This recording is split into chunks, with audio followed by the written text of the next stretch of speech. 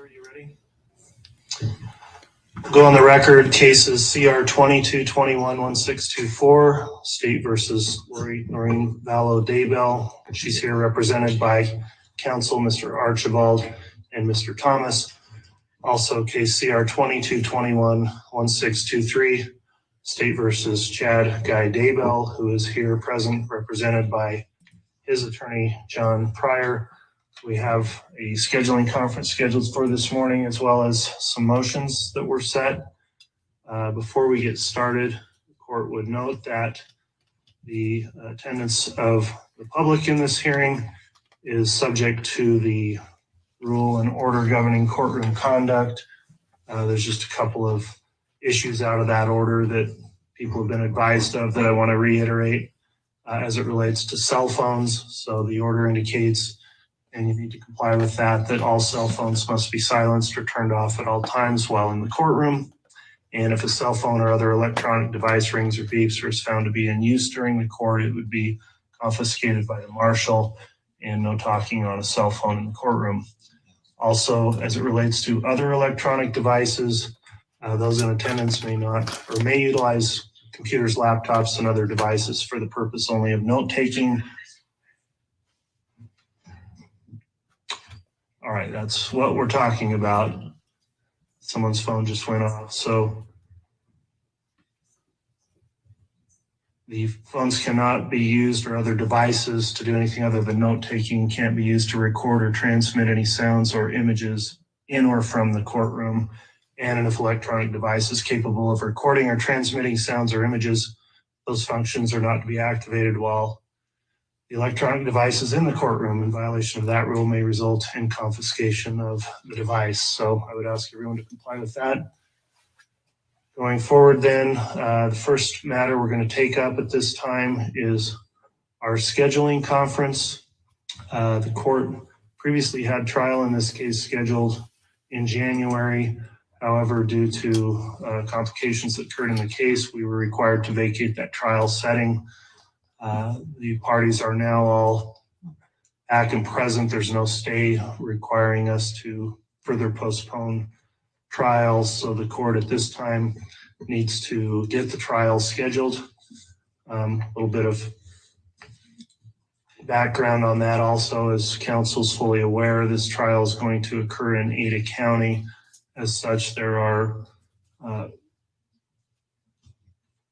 we have to make, with Ada County, cooperate with them in their policies and availability and scheduling trial, which the court has been in contact with the administrative district judge of Ada County to confirm certain timeframes when this trial would take place. The trial was originally scheduled to be a 10-week trial, and I believe counsel still indicates that's the time that would be needed. And given the length of the trial, we do have to work with Ada County in certain dates, and there are certain times of the year that simply don't work there. So I will note that I had a discussion with counsel, I think it might have been a couple of weeks ago, about some potential timeframes, and I have further talked to Ada County in regards to those timeframes. So at this time then, the matter does need to be set on the trial calendar, and what I'd like to do is just hear from counsel on recommendations as to when you think trial ought to be set. I'll note that there is a joinder of trials still in effect, and there has not been any waiver of speedy trial from Ms. Vallow Daybell in her case, which the court must consider also in making a determination. So for the scheduling conference then, I'm going to start with the state, and the state's aware of some of the timeframes that have been proposed, and I'd like to hear from the state when you think we ought to have this trial scheduled. So who's going to be commenting for the state? All right, Mr. Rawlings, if you'd please make your recommendations. Your Honor, the state's position has always been that these matters are properly joined for trial. This court has also found that they are properly joined for trial, and therefore we are requesting the court select a joint trial date, which takes into account both defendants' constitutional rights. While the state recognizes that Mr. Daybell has waived speedy trial and requested a continuance, and in fact, the state had not objected to that continuance, the state also recognizes that Ms. Vallow Daybell has not waived speedy trial, as the court noted. So these constitutional concerns will need to be addressed. Accordingly, we would just let the court know that the state is ready to proceed to trial, and we will comply with any trial setting the court sets for the parties after taking into consideration these constitutional issues and other logistical details. The court had previously mentioned the possibility of available trial dates in April, June, and October. And again, although we will be ready to proceed with any trial date the court selects with regard to a potential October trial setting, we just wanted to bring to the court's attention some concerns that we had considered recently. For the October trial setting, there are some concerns with the very high possibility that we would run into the holiday season. The 10 weeks proposed by the parties, I think initially we did not factor in time for deliberation or the penalty phase. And so while the process could take less than 10 weeks, it could also take longer depending on how we conduct voir dire and other unforeseen delays that could occur in trial. So we're just concerned about possibly running into, having to take a break around Thanksgiving and then depending on how long it takes to get to the penalty phase, running into further holidays. So taking into account that timeline and the requirement, the statutory requirement, that the jury be sequestered for deliberations in the penalty phase, and the potential, the state has filed a request that the jury may be sequestered for the duration of the trial. The state would ask the court, if you're looking at an October trial date, to consider beginning jury selection in either mid-August or September, just so we avoid some of those concerns. I think with regard to any outstanding discovery issues, the state had provided an email to the court and parties previously, and we'll just note that at least one of the 3 items that was outstanding has been completed. We will have an idea in the next, I think, 3 weeks from the state lab with regard to outstanding issues for testing there. And then I think there's one other item that was mentioned in that email that we anticipate having a report on shortly as well. In addition, we would just note that as part of any scheduling order, the court will impose a discovery deadline, and the state intends to comply with that. If there are any concerns related to outstanding discovery that's not provided within that deadline, then I think the parties could raise those with the court, and they have appropriate remedies under the rules.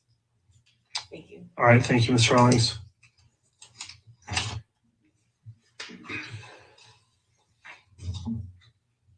All right, Mr. Pryor, let's move on to your recommendations. When do you think would be an appropriate time for trial to be scheduled in this case? Judge, seeing the council brought up the issue of the joinder of the trials, it's still my position, Mr. Daybell's position, that these cases should not be tried together.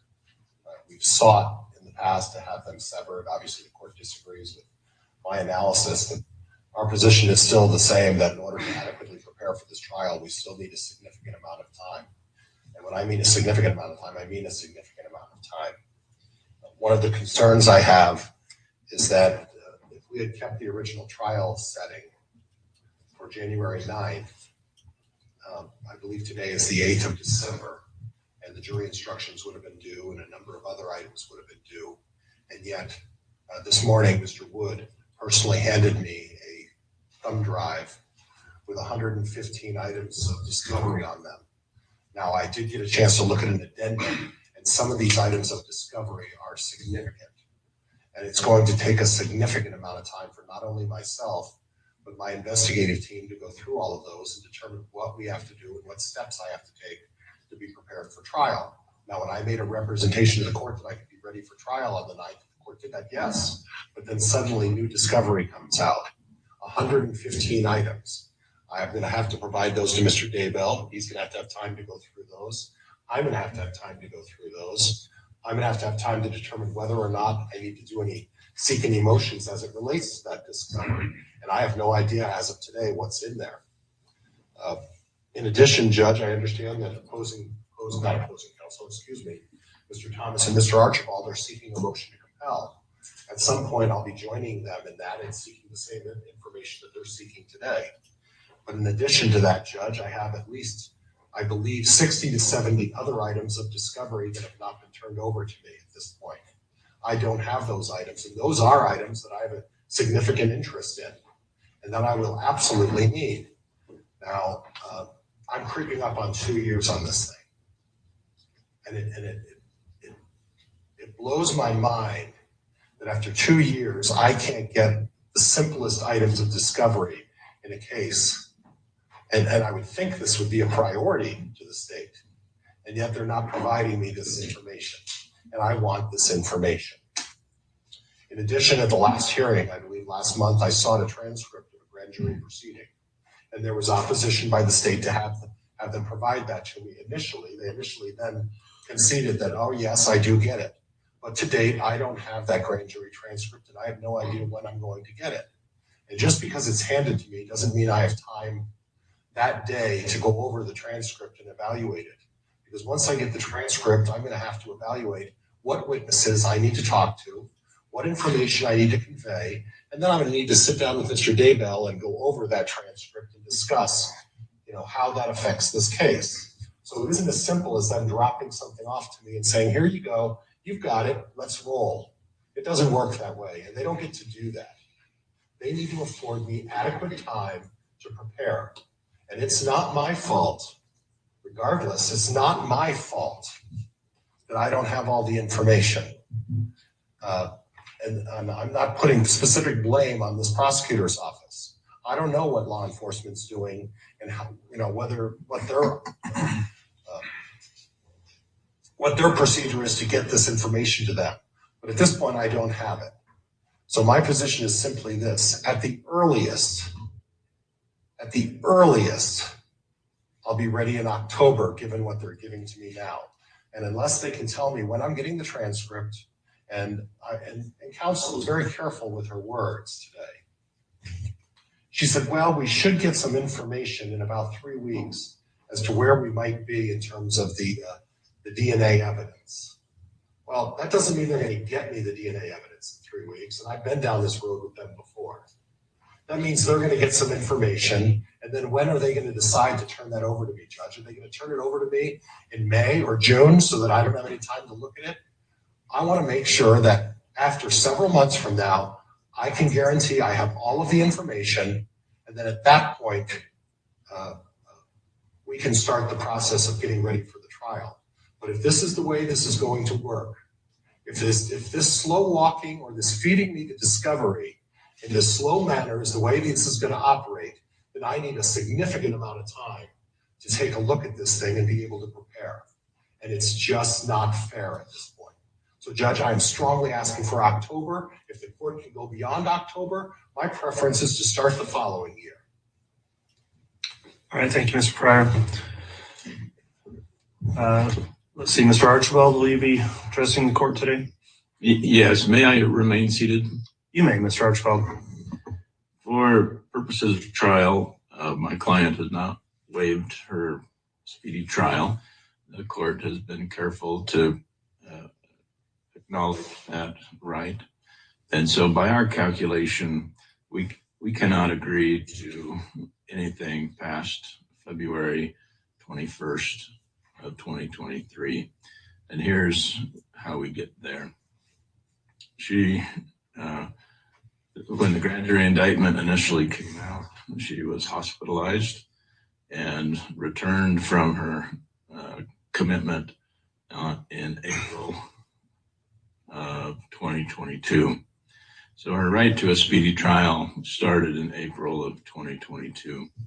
So 6 months by statute, by court rule, and by our Constitution of the United States and the Constitution of the state of Idaho, have been interpreted that a speedy trial means 6 months from arraignment. So for the 6 months from arraignment would put us at October of 2022. The court initially gave her a trial setting, was respectful of my client's rights to a speedy trial. So the court set it for October of 2022, and we appreciated that. A motion to continue is then filed by the state asking for additional time. And the court found good cause to postpone the October 22 court date and moved it to January of 23. In the interim, our case was stayed or tolled for approximately 6 weeks or 41 days.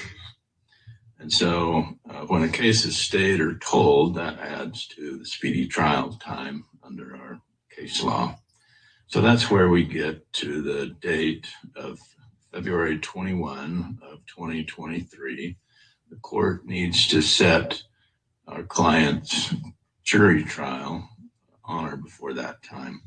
If it's after that time, then we believe her speedy trial rights will have been violated and we'll file a motion to dismiss the case. So that's our position, Your Honor. All right, thank you, Mr. Archibald. All right, well, the court has considered the differing requests of counsel here. I'm obviously familiar with the prior proceedings in this case. There was previously a motion to continue by the state, and the court issued a memorandum decision and order granting the state's motion to continue the trial in an order issued May 26th of 2022. And in that order went through some factors that the court considers in determining delay and whether it can be justified when the right to a speedy trial has been asserted. There are factors in a case called Barker versus Wingo that the court cited to. Those factors still apply. The test analyzes speedy trial claim pursuant to 4 factors. That includes the length of the delay, the reason for the delay, the defendant's assertion of the right, and prejudice to the defendant. And then that prejudice factor actually has 3 separate prongs. And under the prejudice factor, the court has to look at the first prong to prevent oppressive pretrial incarceration, part B to minimize anxiety and concern of the accused, and C to limit the possibility that the defense will be impaired. So looking at some of the timeframes here, by the calculations I have, this Vallow's been in custody approximately 2 years and 10 months or 1,022 days since arrest. I have to consider that, obviously. Mr. Daybell has waived his right to a speedy trial and is requesting a trial in late 2023 or early 2024. He's been in custody 2.5 years by my calculation, 912 days as of today. And I do consider there were cases that preceded these 2 cases. We had case CR 22-20-838 and 22-27-55, which were sort of precursors to these cases. When I look at the time frames, while those cases were ultimately dismissed after the indictments that were filed in this case, the defendants both were taken into custody and incarcerated on warrants in those cases and have remained in custody.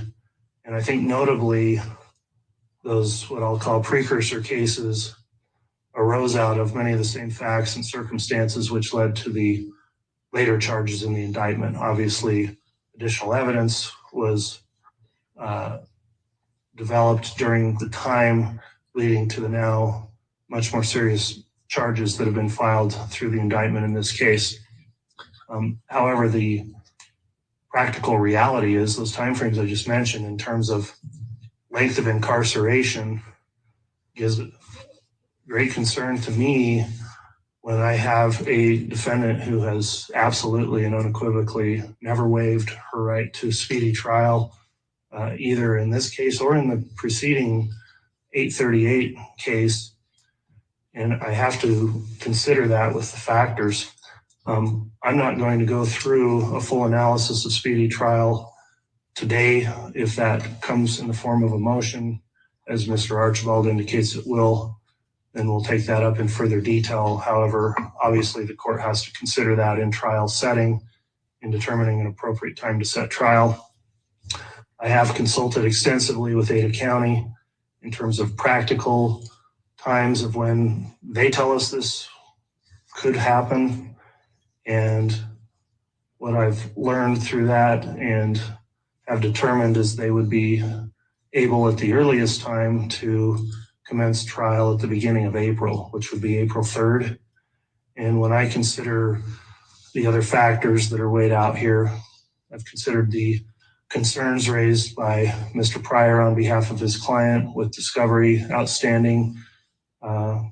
Clearly that is a concern, and discovery needs to be completed to be have an opportunity for counsel to prepare for trial. The DNA issue, which keeps coming up, I would note, that was first raised before this court in April of 2021. So by the time we would get to trial, that's at least been an issue that's been known to all the parties. It will have been for 2 years by the time we reach trial. And at some point, while those concerns have to be factored in, we have to move a case forward when we've got people that are in custody, and where this has been joined for trial and on prior rulings will remain joined for trial. I do find that I cannot justify at this point setting the trial beyond as soon as possible time we could accommodate that because of the assertion of speedy trial right by Ms. Vallow Daybell. So the court is going to schedule trial for April 3rd, and that will be the start date of when the court would like to present or have essentially the trial start. I think it's feasible that the process of using jury questionnaires and bringing jurors in late in March in order to get the jury questionnaire process started should probably take place, so we can look at actually trying to start trial in April. But in terms of the availability of their resources in Ada, the trial can go on April 3rd. And so I'm going to set that as the date for the commencement of trial. We'll set that out for a 10-week trial. Counsel, typically I set a pretrial conference also, but we're going to issue a specific scheduling order that will include a pretrial conference date. Clearly there's additional litigation that needs to take place in the case before trial commences. Court will reach out to counsel and make available multiple days for motions hearings in anticipation of pretrial motions that will be filed. And that's the date we will start the trial at this point. So in lieu of asking if there's any questions on that, I think that's just a pretty clear answer for everyone. That's when trial is going to begin in the case and will be scheduled. I've considered all those concerns, so we'll submit a scheduling order in the case that will provide other deadlines and times when things need to be filed pre-trial. We'll also set forth some scheduling in terms of pre-trial motions. So that's the ruling on the scheduling conference for today. All right, at this point then, we do have additional motion hearings, and those are only in the 1624 case with Mrs. Vallow Daybell. So at this point, we are going to have Mr. Daybell excused from the courtroom by the marshals. If the public would please remain seated while security takes care of that issue. We'll then move on in a moment to our next motion. Judge, am I excused as well? You may be, Mr. Pryor. Thank you.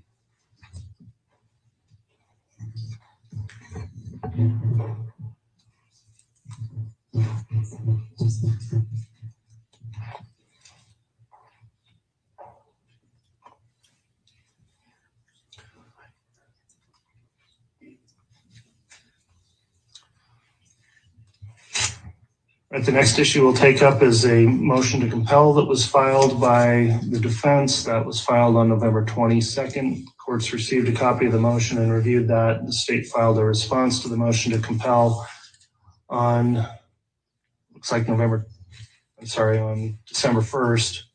I reviewed the response also. Mr. Thomas, are you arguing the motion to compel? I am, Your Honor.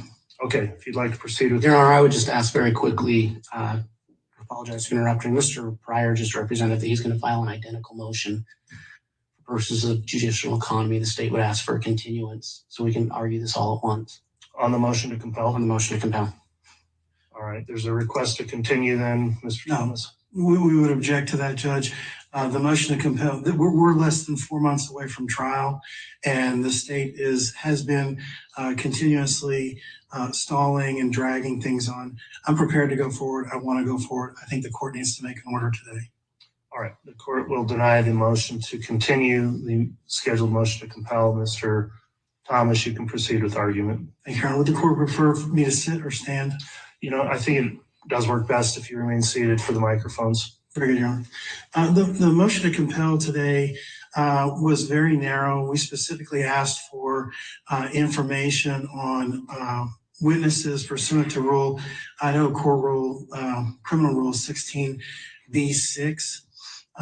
That specific rule has not been complied with. I know the state mentioned in their motion to compel their response. The state has complied with this requirement and will continue to do so. I would just note for the court's own edification, the state has not complied with Rule 16 in the least. Rule 16 requires that they send to us a list of witnesses, which they have done in an addendum months and months ago.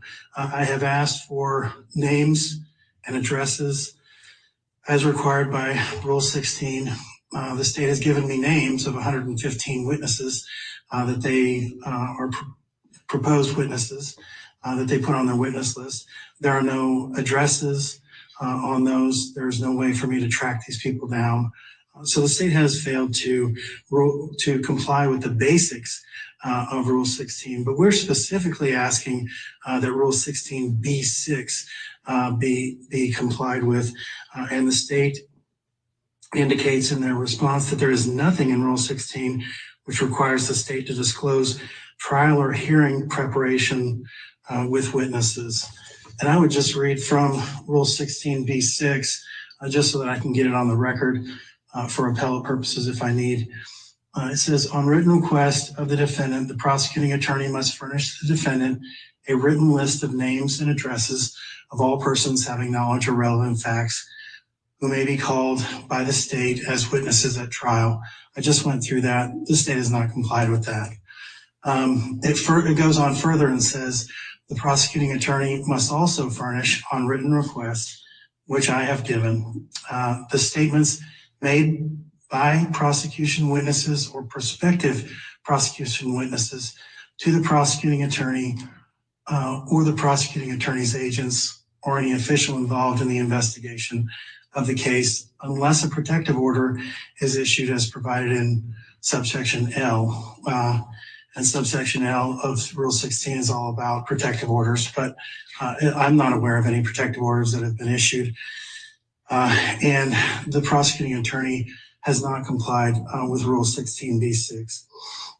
We've specifically requested, and I'm only going to mention 3 because those are the ones that I have specific knowledge of that I know that the state has met with because I've had conversations or someone on my team has had conversations with these people, those being Melanie Gibb, Melanie Pulowski, and Zulema Pastinez. The state's indicated that they have turned over everything with regards to these witnesses and with these investigations. They indicate in their brief and in Mr. Thomas, just for purposes of the record here, would you mind repeating those names and provide a spelling on the last names if you don't mind? Sure. Melanie Gibb, G-I-B-B, Melanie Pulowski, formerly Melanie Boudreau, P-O-W-L-O-W-S-K-I, Zulema Pastinez, P-A-S-T-E-N-E-Z.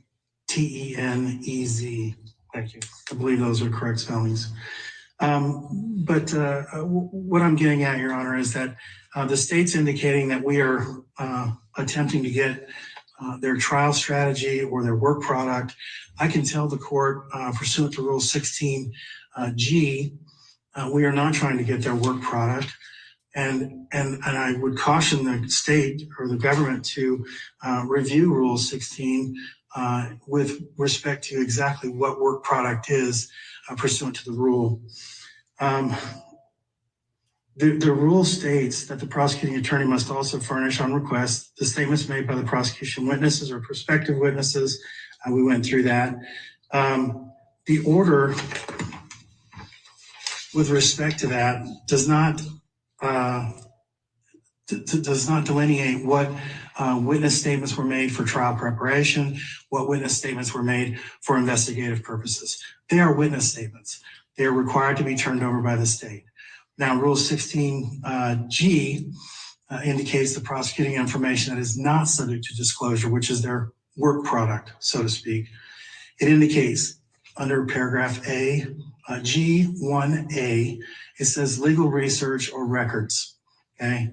They've not turned anything over. I understand that. That's their legal research. That's their work product.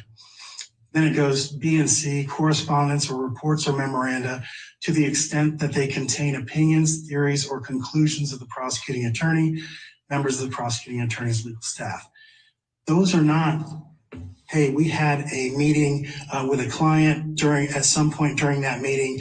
I may have given some legal opinions or some legal theories. Therefore, they don't get that. That's not what the rule says. What the rule says is that the reports, memoranda are to the extent that they contain opinions, theories, or conclusions.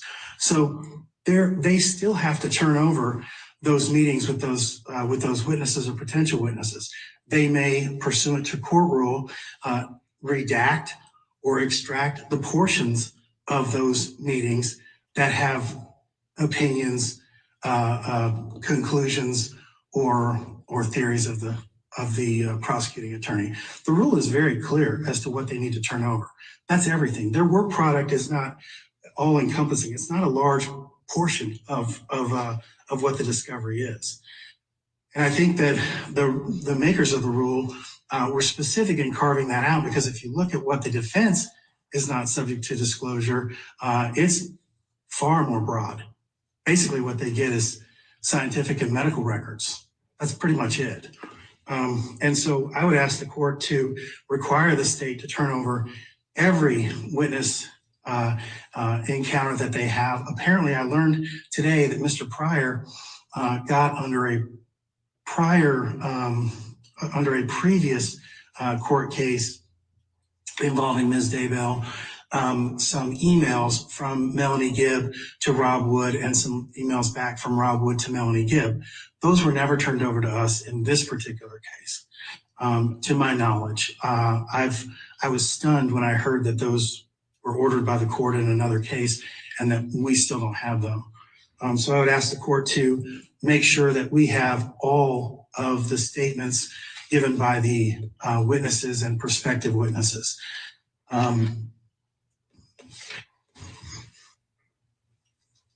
Other than that, Your Honor, I have nothing. Thank you. Is responding for the state? I will, Your Honor. All right, Mr. Wood, what's the state's response on the motion to compel? Your Honor, the state has looked at Rule 16, and it doesn't say what Mr. Thomas says it says. Nothing in Rule 16 says that we have to give all dates and times of witness views or interaction. Nothing says that. It says statements of the witnesses. We have turned over those statements, and I want to be very specific on Melanie Gibb, Melanie Pulowski / Udro or Zulema Pulowski or Zulema Pastenis. They have all that. The items he just mentioned, we've turned that over. And so the court can order it, and that's fine. We'll comply because we already have. But there is nothing that says that we have to turn over meetings. There's nothing that says we have to turn over interaction, that we have to turn over statements.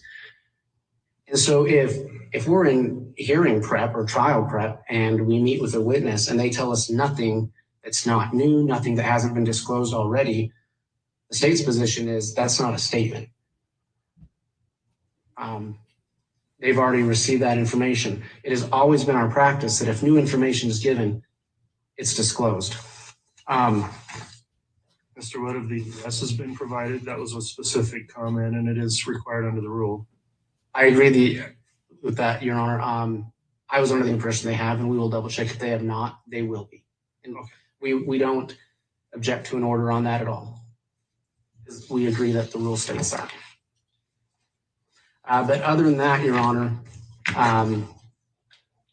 we have complied with the request to turn over statements, and we will continue to do so. We understand what's at stake if we don't. We understand that information that may be useful to us, if it hasn't been turned over, doesn't get to get used at trial. So we understand it's in our best interest to turn it over. I would just note in that it's a little, that the state, and we haven't filed a motion to compel, we actually filed a motion for a request for discovery at the beginning of this case. No one's ever responded to that. And yet now they're saying that we're not responding. I think it's a little bit rich when they haven't even complied with the rules either, or haven't complied with the rule. I think there's some very false assertions made in their motion to compel. They're claiming positions taken by the state we've never taken. We address that in our response, so I won't go into that here. But again, we have complied with the rule. We will continue to comply with the rule. I think their request goes well beyond what Rule 16 requires. All right, thank you, Mr. Wood. Your Honor, may I? Rebuttal, Mr. Thomas. Yes, Your Honor. I would like to call a witness if that's okay with the court.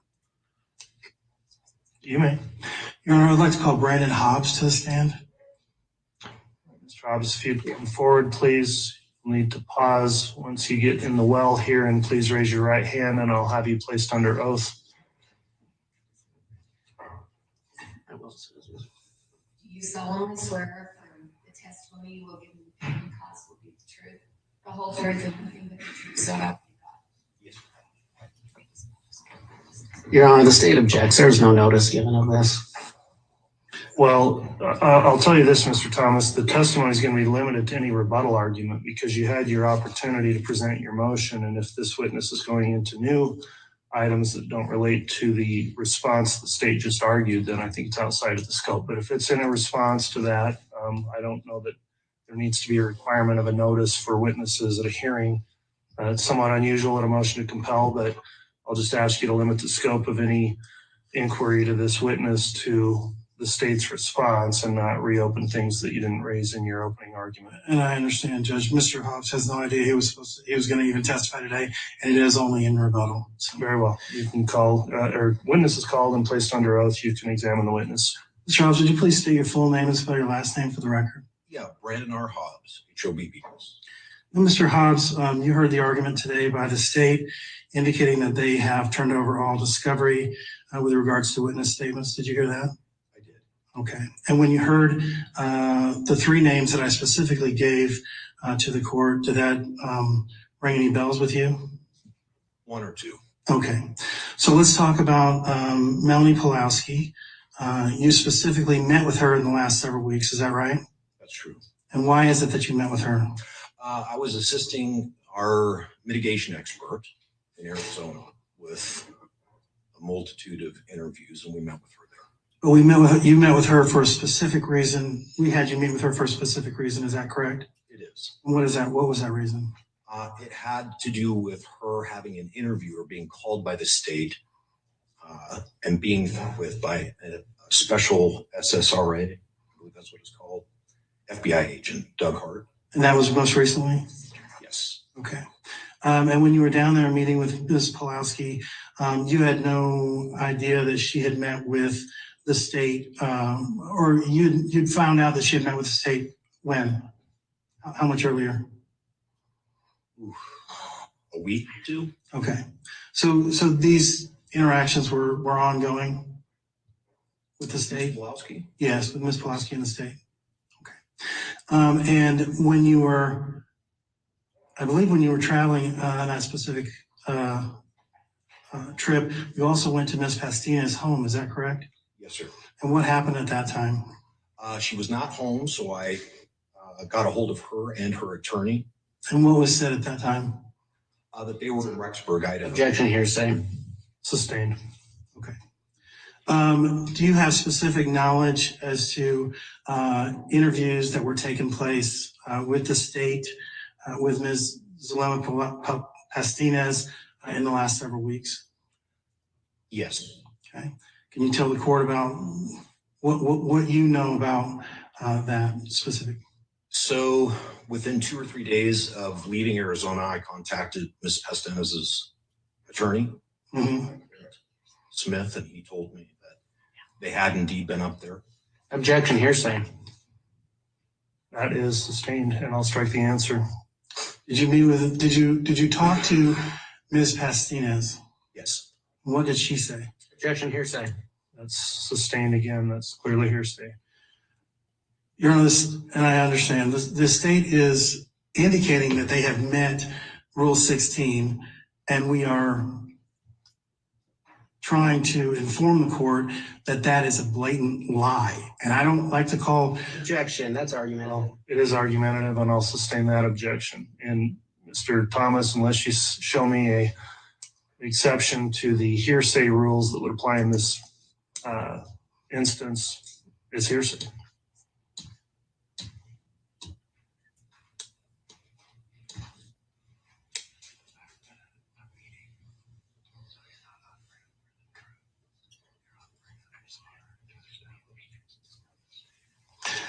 Your Honor, I'm actually not offering it for the truth of what was said. I'm offering it for the fact that there was a meeting between the state and Ms. Pastinez, and that the state is attempting to mislead the court by telling them that they did not have a meeting with Ms. Pastinez. Your Honor, the state never said that. Mr. Thomas is going to make argument. He ought to base it on fact. I never said that we haven't met with that the state hasn't met with Mrs. Pastinez. Understood, and I still will rule that is clearly calling for hearsay, and I don't find that to be an exception to the hearsay rule. I think it is offered exactly for the truth of the matter asserted, for you to establish this fact is what you're trying to do with the testimony. So that's the ruling on the objection. All right, Your Honor, I have no further questions for Mr. Hobbs. All right, any questions from the state? Mr. Hobbs, have you reviewed the state's most recent discovery disclosure? I did. Okay. So you're aware that those reports are in there? I am. Okay. So the state has disclosed the reports of those meetings, haven't they? Yes, we got those. The state has disclosed those interviews, correct? Thank you. That's all. All right, any further questions, Mr. Thomas? To Ms. Pastinez, we received that report.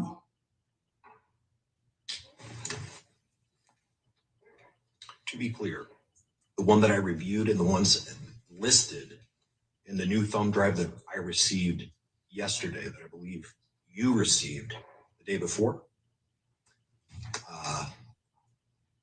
the one that I am familiar with and can testify to would be the Pulowski.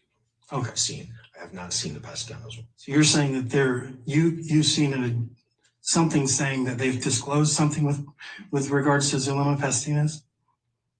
I have not seen anything with Ms. Pastinez. Okay. I have with Ms. Pulowski. Okay. And I will relook at that. Nothing further. All right, thank you. That'll conclude your testimony then, Mr. Hobbs. You can go ahead and return to the gallery. Thank you, sir.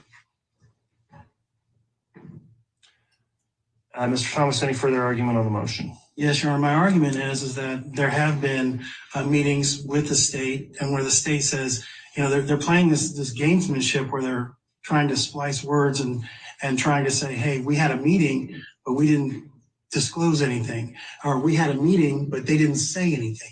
Why would they? I don't understand why they would have Ms. Pastinez drive up here or fly up here with her attorney and meet with them and not say anything and not have her say anything.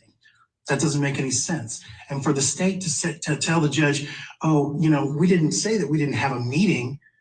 We're just saying we've disclosed everything. And apparently they haven't.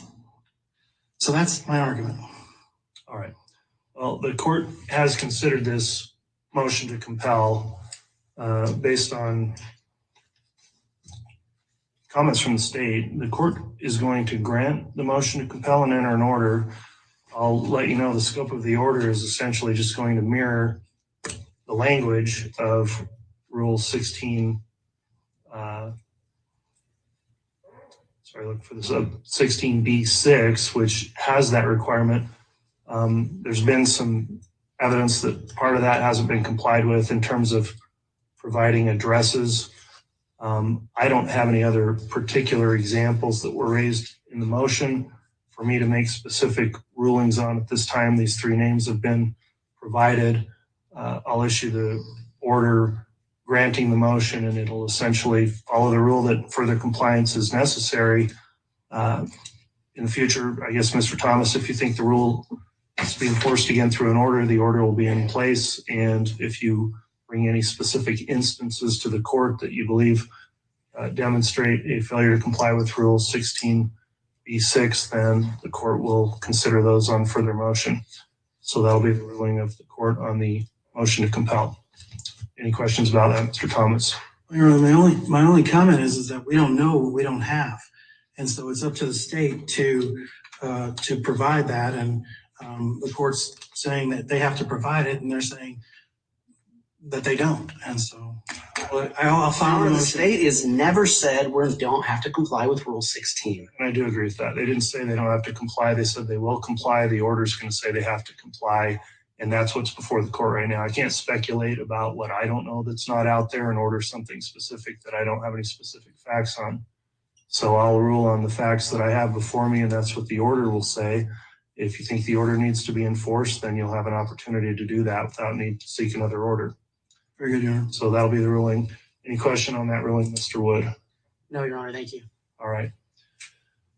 That'll conclude the motion to compel then. The next matter we have scheduled is a motion entitled Motion to Declare the Death Penalty Unconstitutional and to preclude its application in this case because empirical research has established that modern death penalty is as unguided, arbitrary, and capricious as the system of capital punishment struck down by Furman v. Georgia. Counsel, there was some discussion in chambers before this that Mr. Pryor indicated he would be filing a similar motion and that perhaps the parties could hear that in a joint hearing. At this time, let me ask from the defense, having considered that, does the defense wish to argue this today, or would you like to continue this to hear at a joint time as the other case? Your Honor, Mr. Pryor did indicate this morning that he wanted to file similar motions on behalf of Chad Daybell that have been set for today, the motion to declare the death penalty unconstitutional and the motion to prevent death qualification of the jury. Mr. Pryor is going to file motions similar to those. Then it does make sense to hear those on the same day rather than hear him today and then hear him again from Mr. Pryor at our next hearing.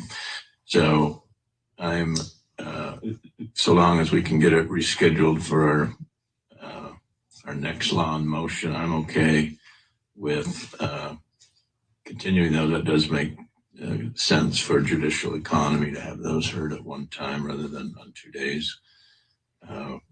The motion for a bill of particulars has already been argued by Mr. Pryor, even though we filed ours first. But since our case was stayed, we couldn't argue it. And so if the court wants some additional argument on our bill of particulars, perhaps we can at least clear up that issue since the court has already ruled on Mr. Pryor's similar motion. All right. From the state then, is there, well, it's the motion of the defendants. So in terms of rescheduling this, does the state have any objection to this matter being rescheduled for a joint hearing with the other case? In terms of the death penalty motions, Judge, Yes. No, there's no objection to hearing them all at the same time. All right. On the bill of particulars issue then, Mr. Archibald, that was filed but not noticed for today. What I would suggest then is maybe if it needs to be heard in your case, we schedule that at the same time as the other two capital motions that will be scheduled. I will get some scheduling, as I mentioned, to counsel, and obviously don't want to have a delay in hearing these motions that you've already noticed for today. So the court will allow those motions to be continued to be heard at a later date. I'm not prepared to schedule that at this time, but I'll reach out to counsel and we'll find a date we could set aside for further proceedings to hear those motions, including if you'd like an argument on the bill of particulars that you filed. Your Honor, just for the record, the state was prepared to do bill of particulars. I recognize the court may not have that on the calendar today, but I think we had talked to defense counsel and we are under the impression it was going to be heard today. Oh. It's absolutely court and defense counsel's private, but we're ready if you want us to be. Well, if you'd like to argue it, I didn't know that was scheduled for today. However, we have previously heard the motion. I'm familiar with the motion, and if you'd like to present argument on the motion today, we can use the time to do that. Yes, I'm sorry, Your Honor. We did put that motion for a bill of particulars on our notice of hearing that was filed on November 23rd. So I'm sorry that got missed. But the court has already heard argument on that. Mr. Thomas would like to add some additional factors for the court to consider. All right. If you'd give me just a moment, Mr. Thomas, if you could direct me to the date that that motion was filed in your case, if you happen to have that. September 2nd of 2022.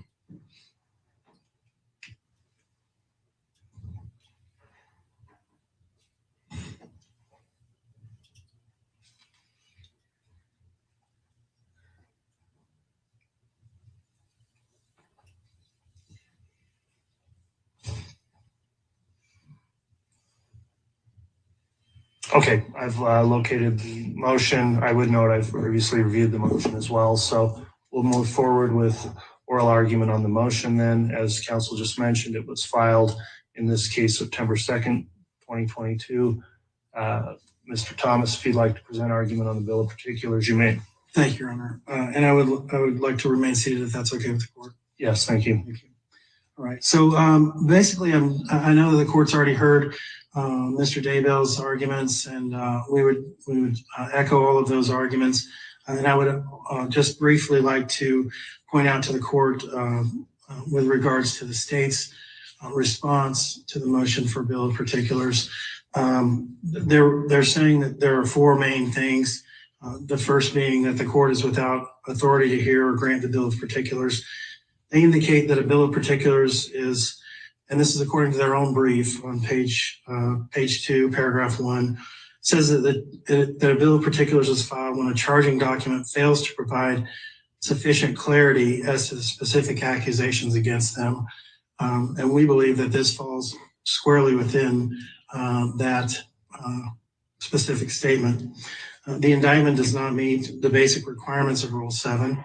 And I know that the state's argued that there are specific mechanisms to be used when filing these, and we believe that the bill of particulars is discretionary with the court, and given the gravity of the offense charged, the possibility of punishment, the finality of the punishment, that the state should take a second look at this. In that we believe that the state has failed to meet the basic requirements of Rule 7, where it must give a plain, concise, and definite written statement of the essential facts constituting the offense charged. And perhaps the reason that the state of Idaho does not have a rule for a bill of particulars is specifically because of Rule 7, where it says that it has to be a plain, concise, definite written statement of the facts. The state's indictment has been debated. The court in argument from Mr. Wood has indicated that it had trouble reading through the indictment as well prior to making its final decision that the state was okay in doing what they did in a previous ruling. But we believe that it doesn't meet the basic facts or the basic premise of Rule 7. The second thing that the state has indicated is that it is untimely pursuant to Rule 12. And we would argue that based on the volume of discovery, the complexities of the death qualified counsel that are required, our team's preparation, the severity of the punishment, and the lack of prejudice to the government, we would ask that the court find that there is good cause to hear the motion today. I believe the court ruled in Mr. Daybell's motion that there was good cause to hear it, and the court did hear it. So we would ask the court to go along with the same reasoning that the court used in the Daybell hearing. The third thing is that the state indicated that it's a thinly veiled effort to obtain the state's trial theory and work product. I would question that statement indicating that I don't know that the state has or should have anything to hide. I don't know why that they're protective of their theory or of their discovery. It doesn't make a lot of sense to me. It looks like they're supposed to be the ones who are looking out for everyone's interest, including my client. They are the ministers of justice in this particular realm of the law. They wear the white hats and they prosecute, or supposed to prosecute, without passion or prejudice. We certainly do want their theory. The public is entitled to know what their theory is. Their theory should be fairly obvious. It should be Lori Daybell murdered these two children and this other woman, and this is how we're going to prove it. That should be their theory. Their work product, they're indicating that we're trying to steal their work product or get into their work product. I think we went over in the last motion, the motion to compel rather closely what work product is. Rule 16 indicates that legal research, records, correspondence, or reports, to the extent that they contain opinions of the prosecutor, that is what their work product is. Their work product does not involve everything. Their work product is very specific pursuant to Rule 16, and we would ask the court to require that bill of particulars pursuant to that, and require that they narrow down what they are arguing for this. The fourth thing, they indicate that the indictment is clear. It is certainly not clear.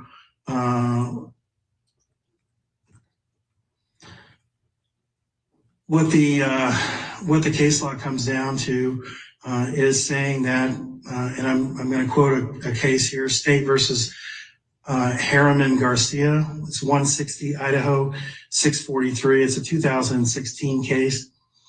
It says that basically what we're looking for in an indictment or an information is whether the pleading contains elements of the offense and it fairly informs the defendant of charges which must be defended against. The indictment is not clear as to what the charges are that need to be defended against. The pleadings do contain the elements of the crime. It contains lots of elements of lots of crimes. Quoting another case, State versus Banks, the information may not merely state the general crime. Information is legally sufficient only if it contains a plain, concise, and definite statement of the essential facts constituting the offense charged in such a manner as to enable a person of common understanding to know what is intended in the charge. We've gone over this several times. That is State versus Banks, 113 Idaho 54. That's a 1987 case. But we've gone over several times, Judge, that this indictment is confusing. The layers of alternate theories that are given the gravity of this case and the sheer amount of discovery that's been given. I know the state has argued in its motion to continue the trial that there was a lot of discovery. There is a lot of discovery, and that's why they were arguing for an October trial date, because they're not prepared yet, and that they, even though they indicated that they were prepared, they were arguing for an October trial date. And then even then, they were worried that it was going to run into the holidays or run into next year or the year after 2024. And so I think that when the court is concerned about narrowing down the issues of trial and trying to keep this within the 10 weeks that it is set out, it should look to that and say, hey, gee, can we shore this up a little bit? Can we narrow down the issues a little bit? With these alternate theories, I know the state is entitled to do that, but I think that there's great discretion with the court in allowing the court to say, hey, listen, this is too broad. There are too many issues here. If we have to, on every witness, go through each one of these alternate theories, a 10-week trial may turn into a 20-week trial or a 25-week trial, and nobody wants that, Judge. So I'm just asking the court for judicial economy and for the other reasons that we've asked for, that the court narrow down the issues and allow us to prepare for a trial that we know is going to go in April and will extend into the summer, but hopefully we can narrow the issues down enough where we can consolidate some of those, some of that time frame. Thank you, Your Honor. All right, thank you for the argument, Mr. Thomas. Courts reviewed the response also filed by the state on October 6th, and who's going to be presenting argument on this? I will, Your Honor. All right, Ms. Smith, if you'd like to argue in opposition, you may. Thank you, Your Honor. I will not re-argue everything that's contained in the state's argument, and we did argue on the companion case, but just to briefly address a couple of points raised by defense counsel. In the state's response, we did discuss what the normal practice is for bill of particulars, and having come for a jurisdiction where those things occur, there is no companion Rule 7. And so Rule 7 in Idaho accomplishes for this court, and combined with Rule 12, accomplishes for the court and for defendants what defense counsel is attempting to ask the court to look at here. There is no authority in Idaho for a bill of particulars. The court is without jurisdiction to do it. And in fact, defense counsel have already raised very similar efforts, very similar issues in their effort to challenge the indictment that the court has already ruled against. And so while I applaud defense counsel's creativity and legal manipulations, in reality, there's no authority for the court to do this. I understand their vigor, I understand their creativity, but it's really about getting what the state's theory of the case is. And that's a little different than getting out what the actual charges are. Counsel are allowed to present their case in the way they wish. We're allowed to have strategy. We're allowed to have theory. None of that is discoverable. And so while I understand there is a lot of evidence for the defense counsel to go through, complaining about too much evidence and then therefore trying to attempt to limit how the state introduces that evidence and ask ahead of time what our plan and strategy is under the guise of a bill of particulars is simply not allowed in the state of Idaho. And for those reasons and for the reasons outlined in our previous motions, we would ask the court to deny it. We also had included in our request a specific request of the court asking, these are really rules that are best raised under Rule 12. And the court has imposed, and the courts have imposed time to prevent the situation where the court is continually litigating challenges to the charging documents up to and to the day of trial. We would ask the court, as part of its scheduling plan, for any of these sort of successive challenges to the indictment that are really thinly veiled efforts to dismiss the indictment, that there be a deadline for both, and it's unfortunate Mr. Pryor's here, but it was in both cases we made this request, that we gotta draw the line somewhere. We gotta quit challenging the technicalities and move forward with the evidence. So I would renew in our request for denial, our request that you put some sort of parameters around these sort of successive legal challenges that are really best filed under the parameters of Rule 12. All right, thank you for the argument, Ms. Smith. Any rebuttal argument, Mr. Thomas? No, Your Honor. All right, counsel, the court, previously on this motion, I ruled from the bench in the companion case. In this case, I'm going to take the issue under advisement to issue a written ruling, further review the case site that was provided by Mr. Thomas, in addition to potentially address the concern the state just raised on timing issues. So for those reasons, the court will have this matter under advisement and will issue a written ruling on the motion for bill of particulars. Thank you, Your Honor. All right, counsel, anything else we need to bring up today for the state? Not to the state's knowledge, Your Honor. Anything else this morning then from the defense? In rescheduling my motions regarding the constitutionality of the death penalty and the jury qualification, can I have a new date for that and prepare a new notice of hearing? That'd be great. Yes, Mr. Archibald, but not right at the moment. I am going to take a little time to sift through calendaring issues, and in short order, we'll reach out to council to get our calendars out in an administrative capacity to just look at what dates we have available coming up through trial and when things can be scheduled. So once we have those dates determined, then we'll let you know without delay when that can be reset. Thank you. All right, that'll conclude the proceedings for today then. Thanks everyone for complying with the court orders today, and we will be in recess.